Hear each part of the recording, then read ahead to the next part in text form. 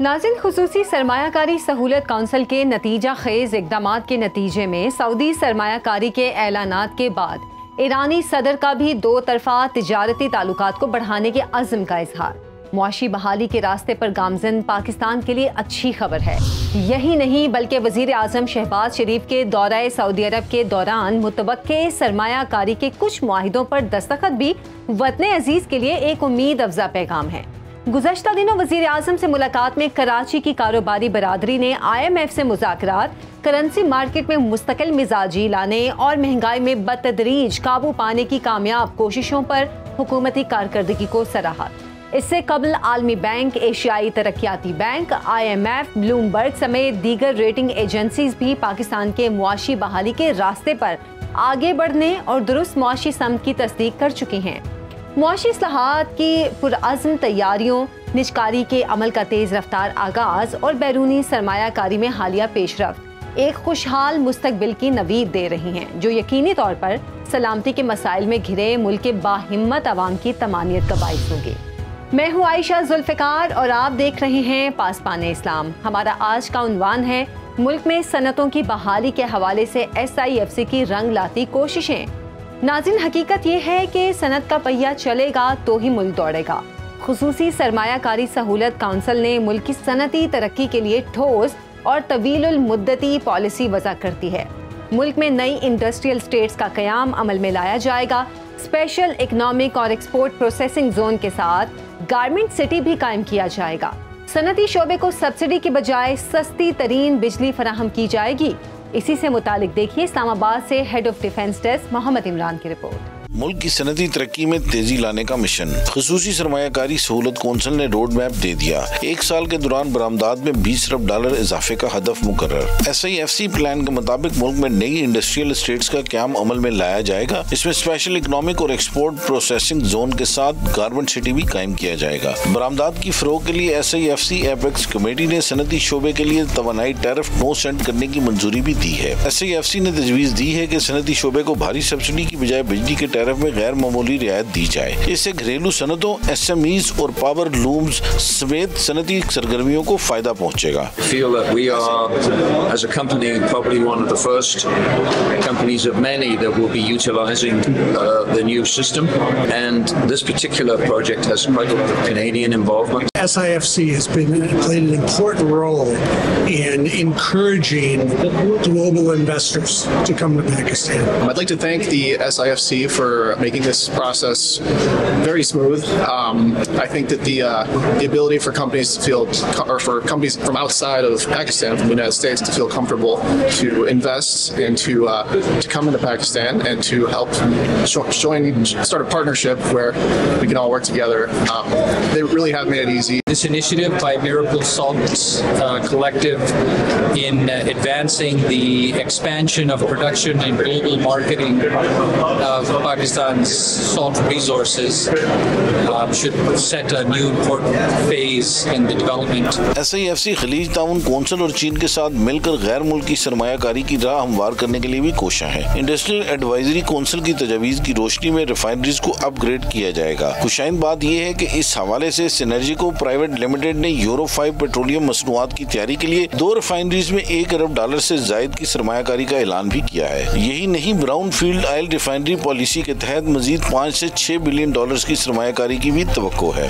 We are hoping that this joint venture will contribute enormously to paving the way for more investors in Pakistan. Today we signed a joint venture agreement with Pakistan Mineral Development Corporation for rock salt, a mine to consumer project, completely vertically integrated and with sustainable features. Anyone who's looking at Pakistan to come invest, that there is a investment corridor now in Pakistan that allows you to have ease of access to opportunities and also proceed without any hassle and any sort of bumps in the road.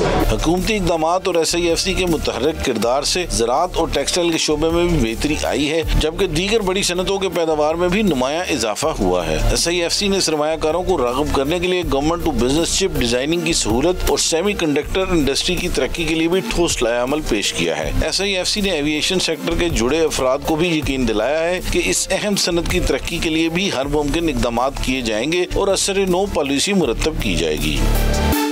सनती बहाली से मुतालिक खुसूसी सरमायाकारी सहूलत council की काविशों के हवाले से report आपने देखी। आगे बढ़ेंगे और बात करेंगे सनती और सरमायाकार बरादरी की नामवर शख्सियत से कि वो इन कोशिशों को कैसे देखते हैं। दोस्त मुल्कों की सरमायाकारी के हवाले से होने वाली पेशरफ्त और कौमी सनतकारों के दरीना मसाइल के हल के लिए की जाने वाली कोशिशों के हवाले से हमने बात करने के लिए जहमत दी है मारूफ कारोबारी शख्सियत अकील करीम ढेडी साहब को। सर, खुसूसी सरमायाकारी सहूलत काउंसिल मुल्क की मुआशी बहाली के लिए कोशा हैं। आप भी कई हवालों से मुख्तलिफ इजलासों का हिस्सा रहे हैं। पहले सऊदी अरब के दौरे की बात करें तो आला सतह का वक्त पाकिस्तान आया और अरबों डॉलर के मुआहिदों के हवाले से बात की गई। और रवां हफ्ते ईरानी सदर की आमद के हवाले से भी अगर हम कहें कि उनकी जानिब से भी दो तरफा तिजारत के हवाले से बातचीत की गई। आपके ख्याल में दोनों ममालिक के हवाले से, दोस्त मुल्कों के हवाले से जो कोशिशें की जा रही हैं, ये कितनी कारआमद हैं? देखिए, ये बड़ा अच्छा साइन है, लेकिन सऊदी अरब हमेशा पाकिस्तान को सपोर्ट करता रहता है और इस दफ़ा भी हमारे हाथ को पकड़ने में सऊदी अरब का पहला स्टार्ट का रोल है। इन्होंने पाकिस्तान में जब मुश्किल टाइम था, हमारे रिजर्व गिर रहे थे, उन्होंने हमें डिपॉजिट भी किया, वो डिपॉजिट रोल ओवर भी हो रहा है। अब सऊदी अरब पाकिस्तान में सरमायाकारी में बहुत ज़्यादा इंटरेस्ट ले रहा है और जाहिर बात है कि पाकिस्तान फुल ऑफ अपॉर्चुनिटी है। इस मुल्क में अपॉर्चुनिटी अनगिनत है, लेकिन हम इसको एक्सप्लोर नहीं कर पा रहे। लेकिन अब बड़े अरसे के बाद हम देख रहे हैं कि लोग माइनिंग, एग्रीकल्चर, ये सारे सेक्टर में इंटरेस्ट ले रहे हैं। और जाहिर बात है कि दुनिया का इशू फूड सिक्योरिटी है, पाकिस्तान का शायद फूड सिक्योरिटी नहीं है। हमारे पास तो अनगिनत ज़मीनें पड़ी हुई हैं जो SIFC इकट्ठी कर रही है और इन्वेस्टर को अप्रोच कर रही है। और मेरा ख्याल है कि सऊदी अरब का बहुत सारे प्रोजेक्ट में इंटरेस्ट है। जब पहले हम सुन रहे थे कि शायद यही कह रहे थे लोग कि सऊदी अरब का ख्याल है कि 5 से 6 बिलियन डॉलर पाकिस्तान में इन्वेस्ट करेंगे। लास्ट टाइम जो सऊदी अरब का डेलीगेशन आया था, वो सिर्फ डेलीगेशन नहीं था, उनके बहुत बड़े बड़े मैकेंजी और ये सारे कंसल्टेंट भी इनके साथ आए हुए थे और उन्होंने बताया कि वो क्या चाहते हैं। तो उनकी उन बातों से तो ये अंदाज़ा हो रहा है कि वो शायद पाकिस्तान में एक बहुत बड़ी इन्वेस्टमेंट देख रहे हैं और ये बड़े अरसे के बाद हम देख रहे हैं कि इन्वेस्टमेंट पाकिस्तान का रुख कर रही है। इसके पहले भी हम अगर देखें तो सऊदी अरब के अलावा भी बहुत सारे लोग आए हैं, कतरी भी आ चुके हैं। फिर प्राइवेटाइजेशन का प्रोसेस भी शुरू हो रहा है, PIE को प्राइवेटाइज किया जा रहा है और अगर कोई अच्छे लोग इंटरेस्ट लेंगे तो मैं समझता हूँ हमारा टर्न अराउंड बहुत जल्दी हो जाएगा। अच्छा अकील साहब, SIFC बैरूनी सरमायाकारी के ज़िम्न में पॉलिसीज़ के तसलसल और वन विंडो ऑपरेशन को ख़ुसूसी अहमियत दे रही है। आपसे जानना चाहूँगी कि इन इक़दामात के तनाजुर में फ़ौरी तौर पर पाकिस्तान को क्या फ़वाइद हासिल हो सकते हैं? देखें, पाकिस्तान को SIFC का जो फ़ायदा है, पहले आप देखें कि पिछले दिनों आपने केयरटेकर गवर्नमेंट को देखा और केयरटेकर गवर्नमेंट ने बहुत बड़े बड़े डिसीज़न लिए। अगर ये केयरटेकर गवर्नमेंट अकेले डिसीज़न लेते तो शायद ये कुछ भी ना कर पाते, लेकिन क्योंकि SIFC का उनको सपोर्ट था और ये मिलजुल के इन्होंने पाकिस्तान को सब्सिडी जो अरबों पता नहीं ट्रिलियन रुपीस हम दे रहे थे उससे बाहर निकाला है। तो अब आपके जाहिर बात है कि सर्कुलर डेट बढ़ेगा नहीं, लेकिन कम भी नहीं होगा और बहुत सारे डिसीजन लेने हैं। तो मेरा ख्याल है कि आने वाले दिनों में अगर ये इसी तरह आगे बढ़ते रहें जैसे पीछे हम देख के आए हैं तो इंशाअल्लाह ताला रिज़ल्ट बहुत सारे अच्छे हम देख सकते हैं। लेकिन इसके लिए मैं समझता हूँ कि जो रोल प्ले किया जा रहा है उस रोल को बेहतर भी किया जा सकता है और वो बेहतर करने के लिए भी मैं समझता हूँ इनको मिल बैठ के कोशिश करनी चाहिए। अच्छा सर, सनती बरादरी को अमूमी तौर पर 26 महकमों से वास्ता पड़ता है, बाज़ सनतों में ये तादाद इससे भी ज़्यादा है। FBR अमले की जानिब से तंग किए जाने की शिकायत भी हैं। इन हालात में कारोबारी इस्लाहात और टैक्स निज़ाम की डिजिटलाइजेशन किस कदर ज़रूरी है? देखें, बहुत ज़्यादा ज़रूरत है। पाकिस्तान में हम टैक्स रेवेन्यू, हमेशा हम ये कहते हैं कि टैक्स रेवेन्यू शायद हम जो चाहते हैं वो अचीव नहीं कर पा रहे, क्योंकि पाकिस्तान की डेट सर्विसिंग बहुत ज़्यादा है और डेट सर्विसिंग इतनी है कि हमारे पूरे बजट के कलेक्शन से भी डेट सर्विसिंग ज़्यादा है। तो जाहिर बात है कि आपको टैक्स कलेक्शन बढ़ाने की ज़रूरत है, और आपको कोई ये नहीं है कि 10-20% टैक्स कलेक्शन बढ़ाना है, आपको इसको डबल करना है, और इसको डबल करने के लिए बहुत सारे स्टेप्स लेने हैं। लेकिन हम जो भी स्टेप्स लेते हैं, क्योंकि हम जब ग्रोथ ओरिएंटेड पॉलिसी बनाने जाते हैं तो फिर हमारे रिजर्व पे इशू आ जाता है, तो पाकिस्तान को पॉलिसी बनाने में कोई आसानी नहीं है। लेकिन फाइनेंस मिनिस्टर साहब में ये एबिलिटी है, और इनके पिछले दिनों में जितने भी बयान देखे हैं उसमें कहीं भी मैंने ये नहीं देखा कि वो घबराहट का शिकार है। वरना अमूमन होता ही है कि पाकिस्तान की इकोनॉमी के नंबर देख के जो भी आता है उसकी आंखें फटी की फटी रह जाती है। बाहर बैठ के शायद उसकी इतनी समझ नहीं आती, जब वो अंदर आके बैठता है तो उसको मसाइल का पता चलता है।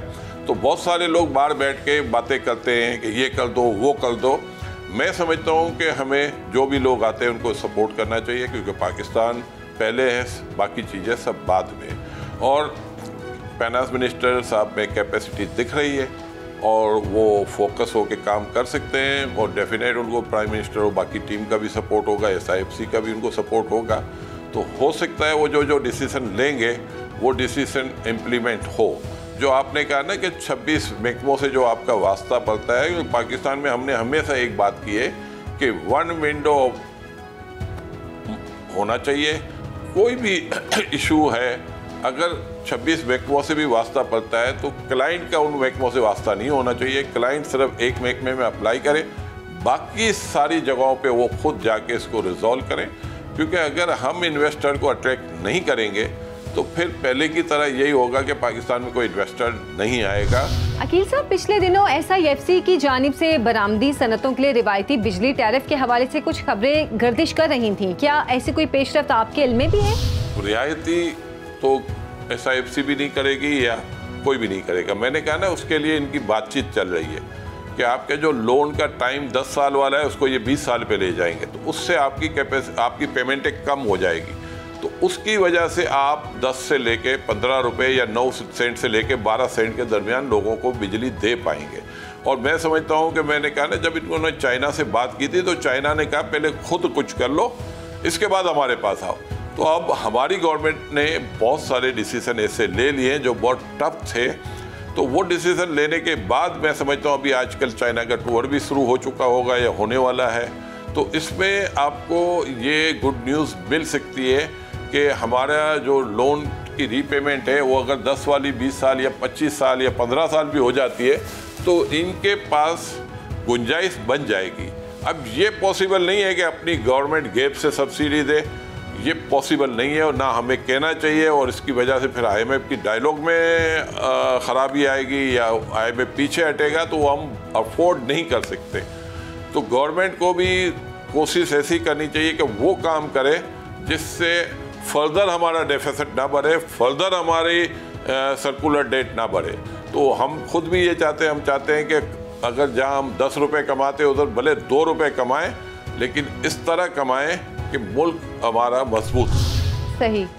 अच्छा सर, पाकिस्तान में सनतों का फ़रोग हमारे इंपोर्ट बिल को यकीनी तौर पर कम कर सकता है। इस ज़िम्न में CPEC के दूसरे मरहले में 8 सनती जोन्स को आबाद करने की बातें भी सामने आ रही हैं। आप इस पेशरफ्त को कैसे देखते हैं? देखिए, मैंने कहा ना कि सनतों को लगाने के लिए आपके इंटरेस्ट रेट में कमी आनी चाहिए, क्योंकि जो इंडस्ट्री इस वक्त लगी हुई है वो काफ़ी मुश्किलात फेस कर रही है। तो आप ये बोलोगे कि इन हालात में नई सनतों को लगाना, हाँ, इन हालात में नई सनतें इस तरह लग सकती है कि आप ये इकनॉमिक जोन वगैरह बनाने की जो बातें कर रहे हैं उस पर फ़ौरन काम करें। CPEC को थोड़ा सा प्रायोरिटी पे और फास्ट ट्रैक पे ले जाएं, लॉ एंड ऑर्डर के लिए अच्छे इक़दाम करें।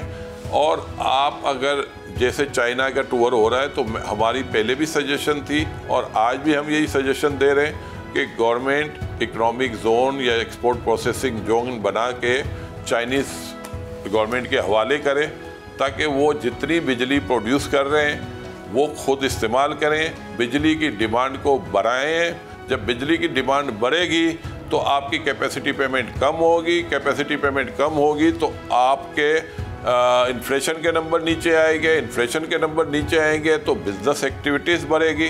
बिजनेस एक्टिविटीज़ बढ़ेगी तो आप इन मसाइल पे काबू पाएंगे, अदरवाइज मुश्किल है, क्योंकि आपको लोगों को रोज़गार देना है। लंबे अरसे तक आप मॉनेटरी टाइटनिंग में चल नहीं सकते।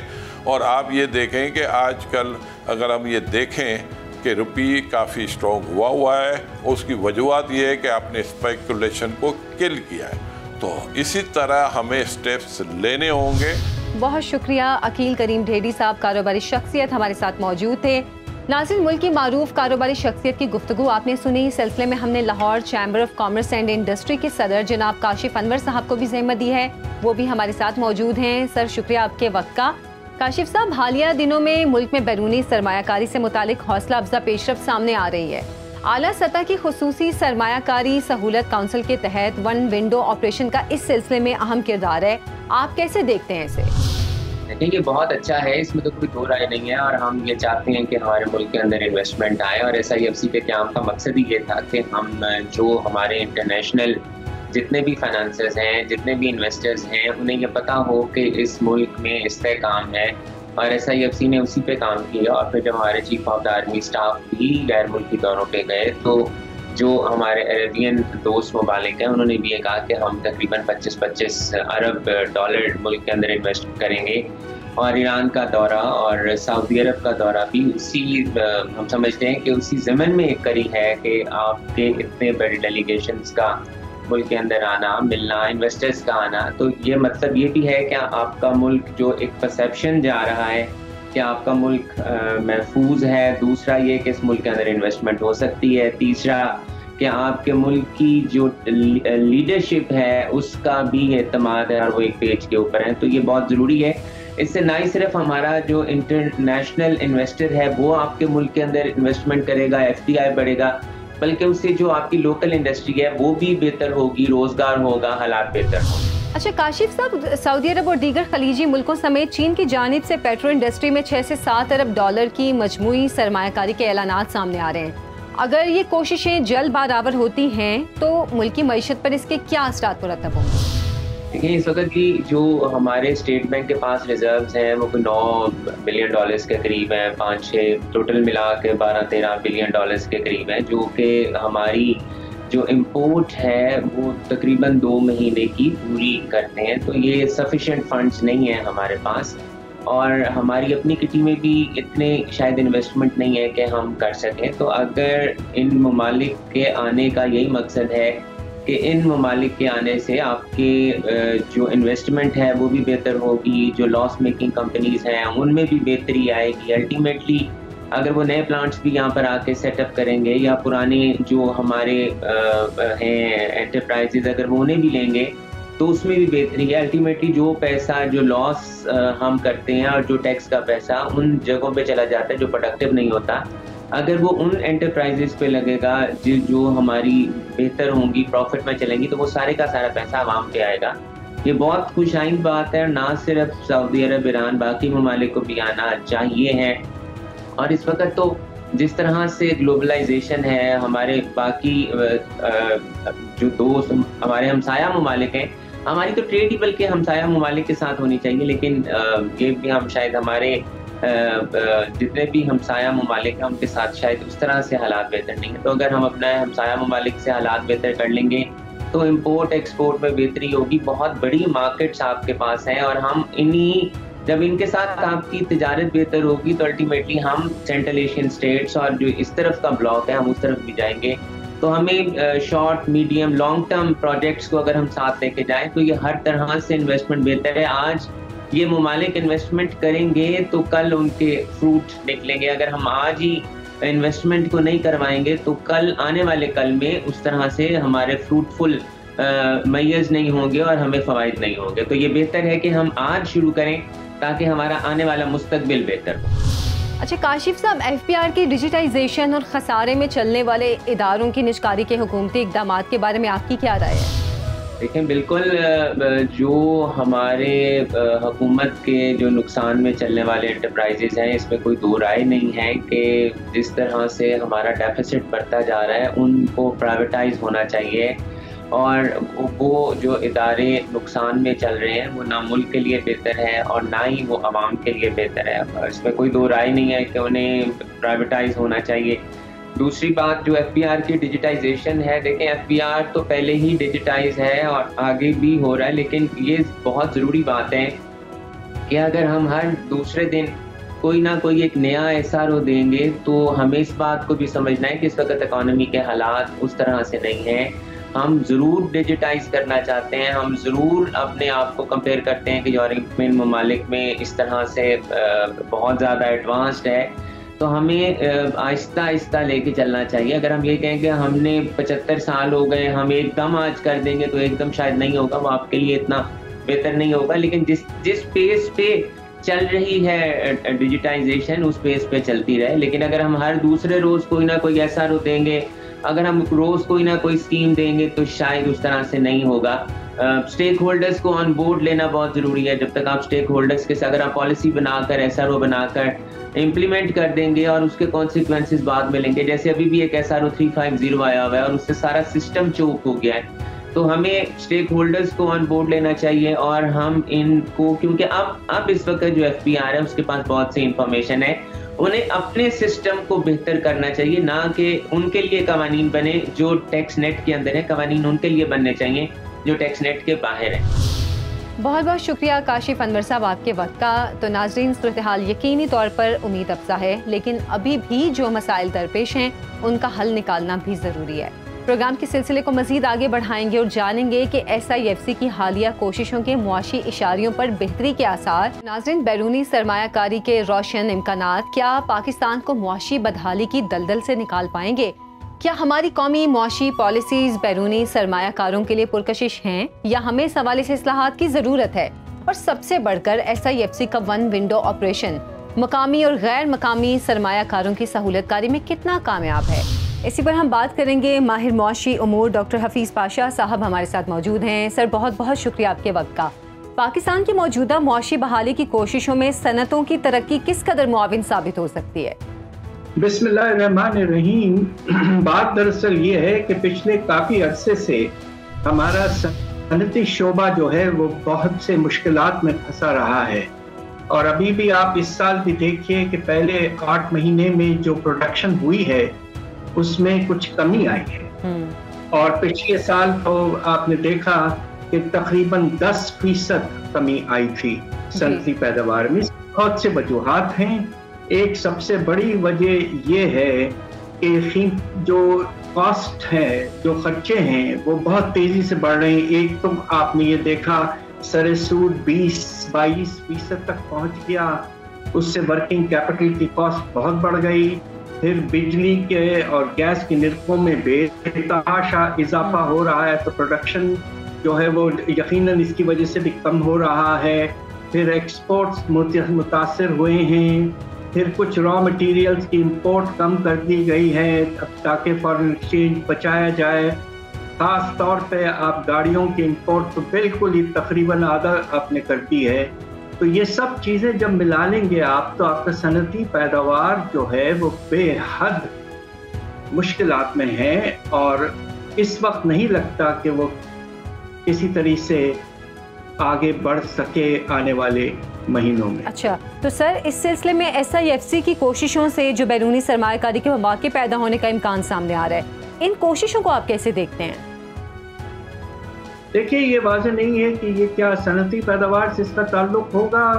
क्या ये पैसा जो आएगा अल्लाह के फजल से, वो क्या हम इसको माइनिंग सेक्टर में लगाएंगे या हम एग्रीकल्चर में लगाएंगे या हम फिर आपने कहा सनती पैदावार में लगाएंगे, या ऐसा हो कि हम ये देखेंगे कि एयरपोर्ट्स वगैरह की मैनेजमेंट हम हैंड ओवर कर देंगे। तो इस वक्त ये कहना कि किस तरह से अल्लाह के फजल से पैसे आएंगे SIFC की मेहनत की वजह से, वो इस वक्त कहना प्रीमेच्योर है। अच्छा, हफीज़ पाशा साहब, एक्सपोर्ट के हजम की अगर हम बात करें तो किसी मुल्क के मुआशी इस्तेहकाम में ये रीढ़ की हड्डी की हैसियत रखता है और इस हवाले से अगर देखा जाए तो हम अपने हमसाया मुल्कों से काफ़ी पीछे रह गए हैं। आपके नज़दीक हमारी बुनियादी गलती क्या है जिसके सबब हम बैनुल-अक़वामी मार्केट को खो रहे हैं? बात दरअसल ये है कि एक हैरत अंगेज अदाद शुमार आपको बताऊं कि पिछले 10 साल में हमारे एक्सपोर्ट्स में सालाना 2% से भी कम इजाफा हुआ है। बिल्कुल 2010 जब था उस वक्त पाकिस्तान के जो एक्सपोर्ट्स थे वो अल्लाह के फजल से बांग्लादेश से थोड़े ज़्यादा थे। आज बांग्लादेश के एक्सपोर्ट हमसे तकरीबन 2.5 गुना हो चुके हैं। तो हमारे एक्सपोर्ट्स में वाज़े तौर पर क्यों हमने तरक्की नहीं देखी, उसकी बहुत से वजूहात हैं। एक तो ये कि जो हमने इंसेंटिव्स एक्सपोर्ट्स को दिया करते थे वो आहिस्ता आहिस्ता सब वापस ले लिए गए हैं। अलावा एक इसका मैं जिक्र करूंगा जी। सबसे पहले हम ये करते थे कि जो सेल्स टैक्स का निज़ाम है, जो एक्सपोर्टर्स हमारे मुल्क के अंदर बेचते थे उस पे हम 0 रेटिंग हमने की हुई थी, सेल्स टैक्स की माफ कर दिया था। अच्छा, डोमेस्टिक सेल जी जी जी, ये बहुत बड़ा इंसेंटिव था। बिल्कुल बिल्कुल। और वो फिर IMF के कहने पर वापस ले लिया गया। दूसरा 2019-20 में खासतौर पे कोविड के बाद हमने माशाल्लाह जो सूद का लेवल था वो इस हद तक कम कर दिया था कि हमारे एक्सपोर्टर्स को बड़ा फायदा हुआ और कुछ नई इन्वेस्टमेंट्स भी हुई, कैपेसिटी में भी एक्सपेंशन हुआ।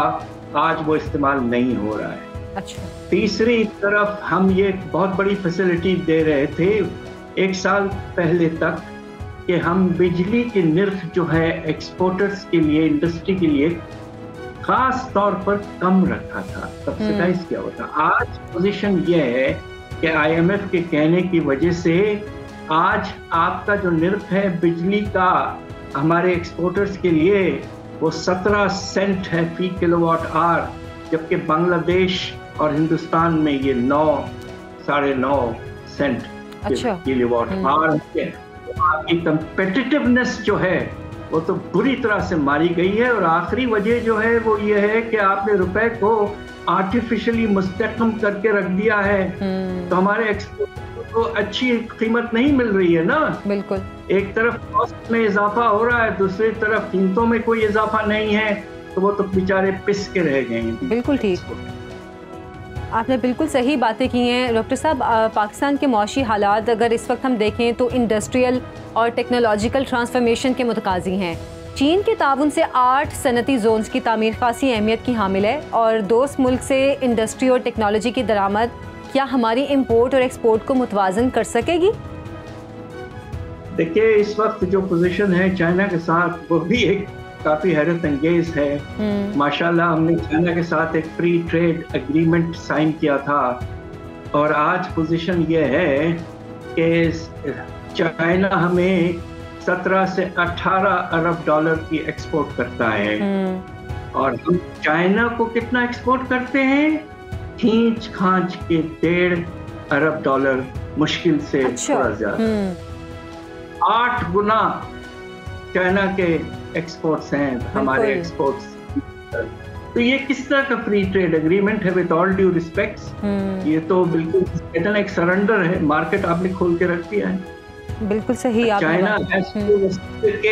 चाइना को रेसिप्रोकेट करना चाहिए, हमारे प्रोडक्ट्स को प्रेफरेंस देना चाहिए। ये हाल है कि 5-6 साल पहले चाइना हमसे कॉटन यार्न भी ले लिया करता था, अब वो भी नहीं ले रहा है। तो with all due respect, China हमारा बहुत ही प्यारा अच्छा दोस्त है, मगर इस तरह तो नहीं होता ना। बिल्कुल, इतना वन साइडेड आपकी ट्रेड रिलेशनशिप हो जाए। वन साइडेड रिलेशनशिप वाली ही बात हो गई है कि चाइना की तरफ से इतना ज़्यादा अगर इन्वेस्ट किया जा रहा है तो पाकिस्तान तो उसके क्या कहें कि दुगना भी कुछ नहीं, दुगना छोड़ें, आपने जैसे बात की कि 8 गुना ज़्यादा वो हमसे कर रहे हैं। बहरहाल डॉक्टर साहब, बदकिस्मती से अगर हम कहें कि पाकिस्तान में इस वक्त सनतों पर जमूद के सबब हर साल लाखों काबिल और हुनरमंद पाकिस्तानी मुल्क छोड़ कर जा रहे हैं और गुज़श्ता साल से हमने ये ज़्यादा देखा है। इस ब्रेन ड्रेन को रोकने के लिए सनती बहाली क्या किरदार अदा कर सकती है? वाकई आपने बिल्कुल मुनासिब बात की, मगर उससे ज़्यादा अगर आप इजाज़त दें तो एक बात कहते चलूँ। जी जी सर। कि आपने तो जिक्र किया है कि जो हमारे नौजवान हैं वो बाहर जाना चाहते हैं मुल्क छोड़कर, मगर इस वक्त मुल्क के अंदर जो नौजवान बेचारे, ना तो वो उनको नौकरी कोई मिल रही है ना, और वो काम कर रहे हैं, ना वो एजुकेशन में हैं या कोई डिग्री वगैरह कुछ हासिल करने की कोशिश कर रहे हैं, जिसे हम कहते हैं आइडल यूथ। ये समझ रही हैं, आइडल यूथ। पाकिस्तान में इस वक्त मुझे बेपनाह अफसोस है कहते हुए तकरीबन 2 करोड़ आइडल बेकार नौजवान बैठे हुए हैं। इससे ज्यादा परेशान कुन बात क्या हो सकती? बिल्कुल बिल्कुल ठीक आपने बात की, इससे ज़्यादा परेशान कुन बात क्या होगी। अच्छा, इससे ही एक रिलेटेड अगर मैं क्वेश्चन करूं, हम ब्रेन ड्रेन की जिस तरह बात कर रहे हैं, हम बात करते हैं कि पाकिस्तानी मुल्क छोड़ कर जा रहे हैं, लेकिन हम ये देखते हैं कि हमारे जो आसपास के पड़ोसी मुल्क हैं वहाँ से भी बहुत से नौजवान बाहर के मुल्कों में जा रहे हैं। क्या हम उसको भी ब्रेन ड्रेन कहेंगे, या हम ये कहें कि वो काबिलियत उनमें इतनी ज़्यादा है कि बाहर उनको मौके ज़्यादा मिलते हैं? देखिए, बात दरअसल ये है कि पाकिस्तान से भी माशाअल्लाह काफ़ी इमिग्रेशन हुआ रहा है। एक फ़र्क जो हमारे ग्लोबल इकॉनमी में पैदा हो रहा है वो ये है कि जो हमारे सबसे अमीर ममालिक हैं, जिसमें ख़ास तौर पे अमेरिका है, वहाँ की जो आबादी है वो उनकी उम्र बढ़ती जा रही है और उनके यहाँ ओल्ड पॉपुलेशन का शेयर बहुत बढ़ गया है और उनके पास inputs, labour inputs, energy inputs की कमी होती जा रही है। इसलिए उनके इंटरेस्ट में है कि वो नौजवान दूसरे मुल्कों से बुलाएं और उनसे जो मुश्किल काम है लेबर का वो बिल्कुल। इससे माइग्रेशन का सिलसिला चल पड़ा है, मगर ज्यादा माइग्रेशन जो हो रही है वो हाईली एजुकेटेड वर्कर्स की नहीं हो रही है, ये उनकी हो रही है जो फिजिकल काम ज्यादा कर सकते हैं, उनको चांसेस मिलने के इम्कानात बेहतर हो गए। यानी कि जो लेबर वर्क ज्यादा कर सकते हैं उनको ज्यादा चांसेस मिल रहे हैं। बिल्कुल। अच्छा डॉक्टर साहब, ओल्ड एज जी जी जी जी आप अमेरिका में अच्छा सर, अगर देखा जाए तो माजी करीब में IMF की सख्त शराइत भी हमारी सनतों के जवाल का सबब रही हैं। बिजली गैस महंगी होने, टैक्सों और ड्यूटीज में इजाफे के सबब पैदावारी लागत बढ़ने से सनती नमू माइनस पर पहुंची। आप भी इस हवाले से भी बात कर रहे थे। अब फिर से बहाली का सफर है, कोशिश की जा रही है, लेकिन IMF के चैलेंजेस जो हैं वो बदस्तूर मौजूद हैं। हम नए प्रोग्राम में भी जा रहे हैं और लाजमी बात है कि नई शराइत भी सामने आएंगी। इन हालात में इंडस्ट्रियल ग्रोथ कैसे मुमकिन होगी? मेरे ख्याल से ये आपका सबसे अहम सवाल। मैं ये कहना चाहता हूँ कि इस मर्तबा आप IMF के प्रोग्राम में जाएंगे तो IMF सख्ती से आपके साथ अपना रिश्ता कायम रखेगा। अच्छा। सख्ती जी, बहुत सख्त प्रोग्राम होगा। और इसलिए कि पिछला जो 3 साल का एक्सटेंडेड फंड फैसिलिटी था 2019 से जो चलता रहा 2022 तक भी, उस पे पाकिस्तान ने बिल्कुल ही परफॉर्म नहीं किया। और IMF का ख्याल ये है कि ये मुल्क जो है ये सीरियस नहीं होता है रिफॉर्म के मामले में, और इसलिए अब इस मर्तबा ऐसे कंडीशंस आएंगे जिसका शायद आपको इस वक्त कुछ एहसास भी नहीं है और मैं कहना भी नहीं चाहता। होगा ये कि आप पर सख्त रिफॉर्म्स की रिक्वायरमेंट रखी जाएगी और अब ये देखना है कि क्या सियासी ताकतें जो हैं वो मिलजुल कर रिफॉर्म एजेंडा को इम्प्लीमेंट करते हैं या नहीं। और अगर खुदा न खास्ता ऐसा हुआ कि इम्प्लीमेंटेशन में कुछ कमी आ गई तो फिर हालात फिर से खराब हो सकते। बिल्कुल ठीक आपने। अच्छा डॉक्टर साहब, आखिर में अगर अफगान ट्रांजिट ट्रेड की हम बात करें, इसको आप कैसे देखते हैं? क्या ये तिजारती राहदारी मुल्क में स्मगलिंग के फ़रोग़ का बाइस नहीं बन रही? और हमसाया मुल्क को सहूलत देने वाली जो ये राहदारी है, इसको पाकिस्तान के लिए कैसे बेहतर बनाया जा सकता है? क्या कोई नया मुआहिदा करना होगा? अफगान ट्रांजिट रेट हमारे इंटरनेशनल लॉ के तहत हमें देना, और इस हद तक के हिंदुस्तान से भी जो इंपोर्ट अफगानिस्तान करना चाहता है वो ट्रांजिट हो सकता, मगर इसके नतीजे में यकीनन स्मगलिंग के बहुत प्रॉब्लम्स खड़े हो चुके हैं। और अब तो पाकिस्तान में जिस तरह कल हमारे प्राइम मिनिस्टर साहब ने खुद कहा कि स्मगलिंग बहुत बढ़ गई है, और अब तो ईरान के पास से भी स्मगलिंग बहुत हो रही है, और कंपनियों ने, ऑयल की कंपनियों वगैरह ने भी बहुत कंप्लेन किया है। जी।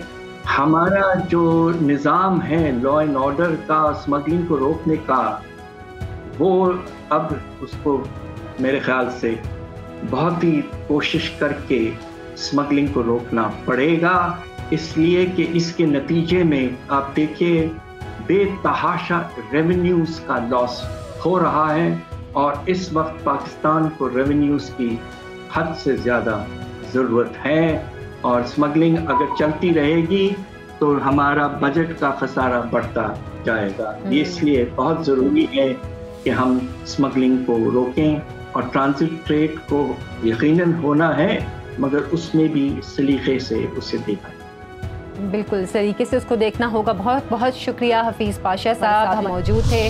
आपके तज्ज़िये का बहुत शुक्रिया। यकीनन बहुत अहम निकात थे जो कि डॉक्टर हफीज़ पाशा साहब ने उठाए, और उनकी नाज़िन सैर हासिल गुफ्तगू भी आपने सुनी। दुआ है कि मुल्क की मुआशी बहाली का ये सफ़र जो ख़ुसूसी सरमायाकारी कौंसिल की छतरी तले शुरू हुआ है, कामयाबी से मुकम्मल हो।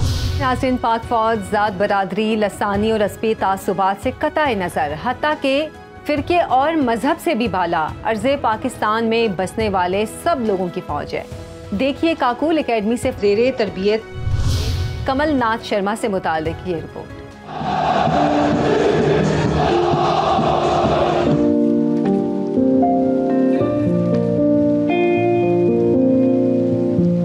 मेरा नाम कमल नाथ शर्मा है। मेरा ताल्लुक़ खैबर पख्तूनख्वा के इलाके बनू से है। मैंने अपनी इब्तदाई तालीम बनू से ही हासिल की। मेरे जो वालिद साहब हैं वो फार्मासिस्ट हैं। बचपन में वालिद साहब अक्सर बनू कैंट लेकर जाया करते थे, तो वहाँ पर मैं सोल्जर्स को देखता था वर्दी में खड़े, तो मैं समझता हूँ उन्होंने एक बहुत बड़ा रोल प्ले किया है मुझे आर्मी की तरफ, मतलब मोटिवेट किया है उन्होंने, और मैं इस चीज़ पे फ़ख्र महसूस करता हूँ। मेरिट पे सिलेक्ट होके आर्मी में आए हैं। जिस वक्त मैं PMA में आया तो मेरे लिए कोई ऐसी चैलेंजिंग इन्वायरमेंट नहीं थी कि मैं हिंदू कम्युनिटी से ताल्लुक़ रखता हूँ तो I'll be treated separately. I was not treated separately. PMA में आर्मी ने जिस तरह मेरा ख्याल रखा, मेरे ट्रेडिशंस का ख्याल, मेरे कल्चर का ख्याल, हर चीज़ A to Z. So this thing shows that army is a professional army. They know how to deal with each and every individual. Message पहुंचाना चाहूँ अपनी कम्युनिटी को, Pakistan is a free country. Partition से पहले ही 13 अगस्त को कायद आज़म ने ये चीज़ बोल दी थी कि आप फ्री हैं, चाहे आप अपने मंदिर में जाएं, मस्जिद में जाएं या अपना गिरजा घर में जाएं। तो मैं समझता हूँ डिस्क्रिमिनेशन तो उसी वक्त ख़त्म हो गई थी। मेरिट की मैं खुद जिंदा मिसाल हूँ। आप जिस भी कम्युनिटी से ताल्लुक़ रखते हैं, अगर आप मेहनती हैं, मेहनत कर सकते हैं, तो आपको कोई रोक नहीं सकता। आई कंसिडर माई सेल्फ के army is a best platform to serve nation, to serve your own people and to work for the betterment of Pakistan. Pakistan जिंदाबाद, पाकिस्तान आर्मी पाइंदाबाद। तो ये रिपोर्ट आपने देखी। पाक फौज के इन्हीं जांबाजों को खिराजी तहसीन पर अपने प्रोग्राम का इख्तिताम करेंगे कि जिनके दम से हमारी सरहदों पर अमन का पहरा है। ये जागते हैं तो ही हम सुख की नींद सोते हैं। यही शेरदिल जांबाज जब ज़माना जंग से निकलते हैं तो अमन की सरहदों पर कौमी खिदमत का महाज संभाल लेते हैं। बैरूनी ख़तरों से निमटने के साथ अंदरूनी दुश्मनों की सरकूबी में जुट जाते हैं। शहादत का ताज सर पर पहनते हैं और बहादुरी के तमगे छलनी सीनों पर सजाते हैं। हमारे ये शहीद और गाजी बिलाशुबा कौम के माथे का झूमर हैं। इनकी कुर्बानियों की कदर कीजिए। आपका बहुत बहुत शुक्रिया।